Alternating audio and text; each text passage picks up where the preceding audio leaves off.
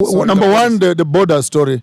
In my visit to Namibia, I had an opportunity of meeting President Genkop. Hagi himself. Hagi. So we had some beautiful meeting together. And our conversation was around the Himba people and the Khoisan people, and how the independent governments, democratic governments, are actually infringing and impinging on the freedom and movement of the indigenous people. Bearing in mind that the Himbas and the Khoisan and the Bushmen are moving between Botswana, Namibia, and parts of Zambia, and even Angola, and etc. And they have been living in this region for the longest of time. Now comes the border where they just took a ruler on a map and they drew past your home on top of your house. The passage traveling to your friends, So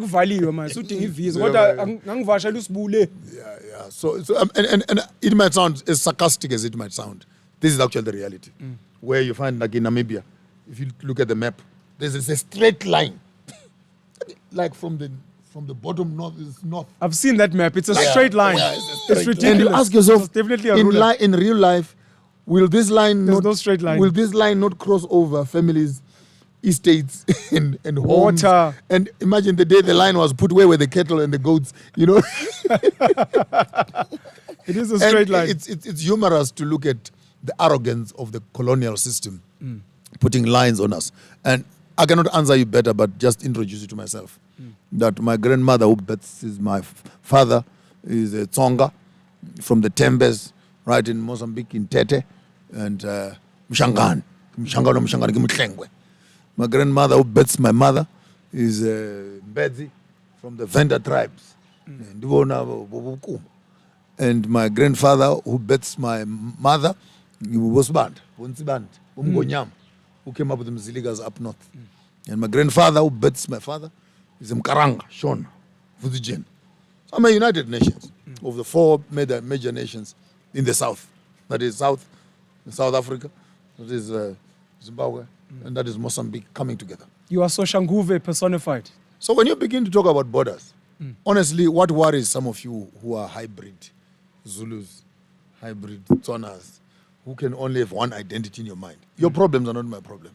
Because I have not even started to look at myself in that fashion.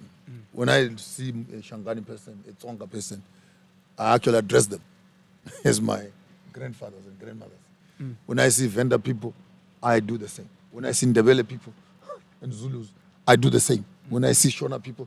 So I don't understand you asking me about borders. So you need to tell me first, how many passports do I need to visit my grandmother in Mozambique, my grandmother in Venda, my grandfather in KwaZulu, and my father in Zimbabwe? It's a nuisance of the highest order.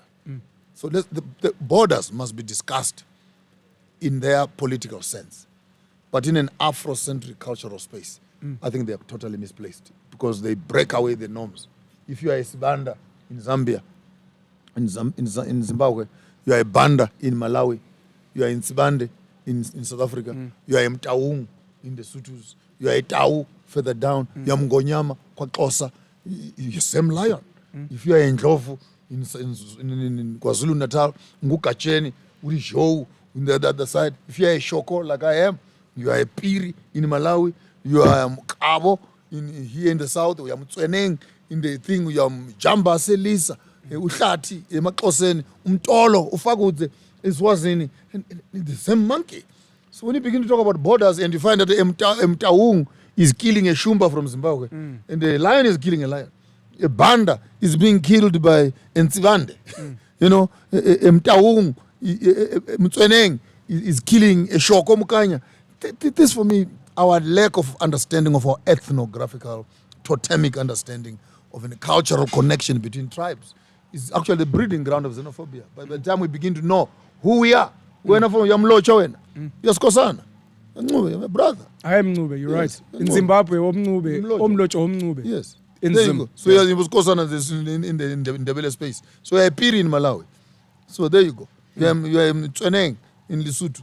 You are a Jamba, so you are Lisa in Xhosaland. So which part of that needs a passport? How do we get this now to the people on the ground? Because like I said, We are already doing it. It's a big Don't thing feel now. bad. We're already doing it right here on this platform. It's making sense. Some people decolonize the mind. understand your history. You may understand the politics. And you may end up actually having a curse by having the blood of your brother in your hands. It's not worth your time. Understand. Let's understand ourselves as a continent, particularly the sub-region. You'll be shocked. Where's South Africa? Because of migration and labor and mines. It's a pity. It is a pity. It's a pity. Because we don't know history. You're very right. It's a pity. Otherwise, A lot of black South Africans are won't xenophobic, but they have family lineage in other we won't have nations. we And they won't don't have even Hugh know it. Masekela here. We won't have Dorothy Masuka here. We won't have Ray Piri here. Can I go on? Oskido, Oskido. DJ Fresh. He does a homecoming every year on the 31st in Zimbabwe. Yeah. To remind everybody that he comes from Zimbabwe. He came from Zimbabwe from nothing. Yeah. He used to sleep in nightclubs in Hillbrow. Back in the days about Razzmatazz. He built himself up with nothing. He came as an immigrant, a legal immigrant. Yes. And he built a life. He changed so many lives. To this day. Musicians that we love, whether you're talking Boom Shaka, you're talking Bongo Muffin, you're talking Mafigizolo, you're talking Black Motion, you're talking, including Black Coffee, including DJ Tira, including TS Records, our company, myself, Yeah. the contribution that the man has had in the youth culture in South Africa, and those youths have grown up to become iconic figures Yes. in the culture in South Africa, and they employ thousands of people, and they inspire millions. So you can't just write that off. And you go to the other side and you say, hey, DJ Fresh. Some people probably on my 2000 don't know that Fresh is actually from Botswana. Yeah. He's from Botswana. He came in as a legal immigrant from Botswana. Built a life here from nothing as a young man who just loved music. I'm one of the people he's impacted as well. Been a part of his radio show coming up as they come up. I used to judge DJ competitions. I saw him put on Proverb Yeah. from Idols, Yeah. one of the biggest figures in South African culture right now, Yeah. through Idols, and Proverb is passing it on. You know when Damon Dash talks about that family tree, Yeah. it's a family tree. Mpolo Tsulunyane, these are people that I saw Fresh change their lives. I remember, this is back in the day, this is me. Fresh said, come through. Who are you, young man? Where are you from? You're from Tembisa. Oh, you're from Tembisa, my man. No, it's fine. The Sit big on that dog. table. It's very important for us to touch on these things and simplify them. Tsepotsola. And Abu Tepo, I worked with him in London. May so rest in peace. Amen. Sis Connie, South African?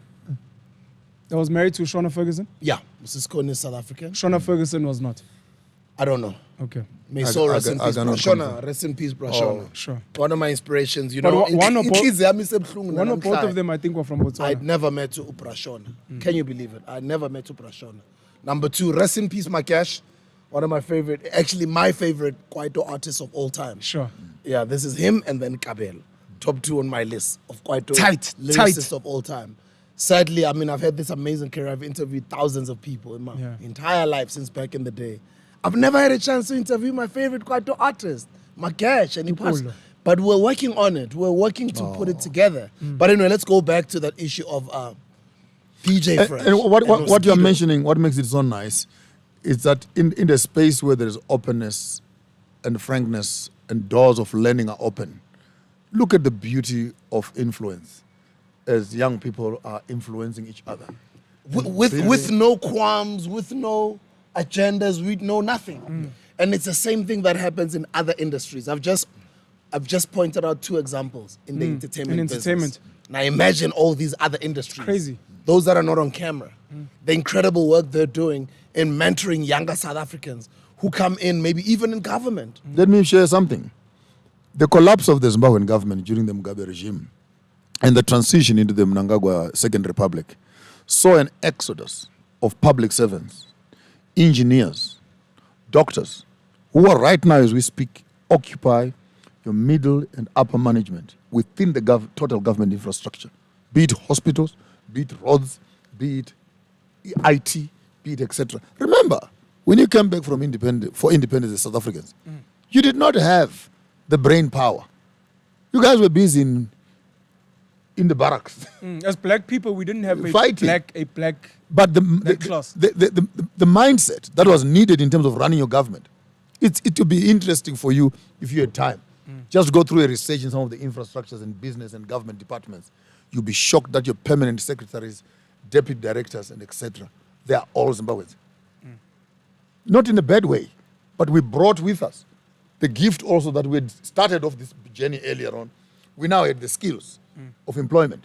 If right now I put an advert for a job right now, and you can see how many, a serious qualification, and you ask for CVs, and if you are looking for experience and you're looking for qualifications, you can tell me by percentage how many of them will be Zimbabweans, how many will be South Africans, and which one will you choose if you are really looking at that. So let's not look at that as a disadvantage, but it's an advantage and a time for us to share our experience and grow together. So